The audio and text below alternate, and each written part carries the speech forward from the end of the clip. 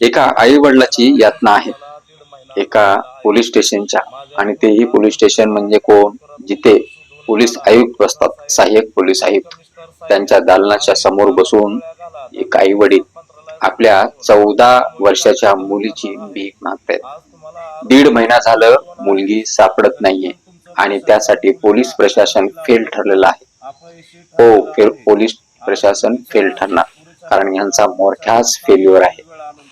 कारण यांना वरूनच तशी शिकवण आहे आणि आज त्या आई वडिलाला स्वतःला संपवण्यामध्ये किंवा स्वतः संपवून घेण्यामध्ये रस आहे. कारण त्यांना माहिती आहे हे शंड प्रशासन त्यांच्या मुलीला शोधू शकत नाहीये. गेल्या 1.5 महिन्यापासून ते वनावना भटकतायत, शासन दरबारी मुलीचा न्याय मागतायत, तरी त्यांची मुलगी त्यांना भेटत नाही. आणि सगळ्यात महत्वाची गोष्ट यामध्ये त्यांच्या वडिलांकडून हे सांगतायत ते की पोलिसांना माहिती आहे आरोपी कोण आहे, तरीही पोलिसांना 1.5 महिना लागतो. वा वा, छान. गृह खात्याचा हा कारभार म्हणजे तुम्हाला जगामधला एक सगळ्यात सर्वोच्च कोणता जर अवॉर्ड असेल तर ते दिला पाहिजे. गृह खातं सपशेल फेल्युअर आहे. पुणे पोलिसांना का इन्स्ट्रक्शन दिलं जात नाही आणि पुणे पोलिसांनी कोणाचे पैसे खालेत आणि कोणाच्या दबावाखाली हा तपास करत नाहीत, हा जनतेचा प्रश्न आहे.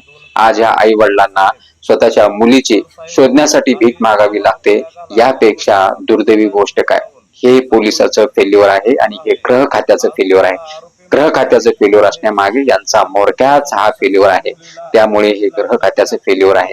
आणि यांनी आता जशी ज्या पद्धतीने चेतावणी दिली आहे की 2 दिवसामध्ये त्यांची मुलगी नाही सापडली तर आम्ही मुख्यमंत्री कार्यालयासमोर जाऊ आणि आत्मदहन करू, त्यावरती एक अधिकारी काय बोलून गेले आपण ऐकलं असेल. तर त्या गोष्टी ह्या सगळ्या पाहता यांची यंत्रणा आणि प्रशासन हे सरकार शंड आहे, शंड.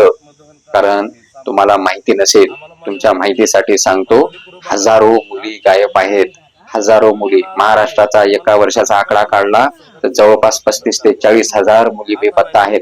त्यापैकी जरी सापडल्या असतील तर 11 ते 12 हजार गेल्या रिपोर्टच्या नुसार मुली महिला बेपत्ता आहेत. ते कुठे गेल्या हे पोलीस प्रशासन जबाब देण्यासाठी बंधनकारक आहे, पण हे शंड लोक हे जबाब देणार नाहीत आणि यावरती भाष्य करणार नाहीत, कारण यांची यंत्रणा फेल्युअर आणि शंड आहे. जय हिंद, जय महाराष्ट्र.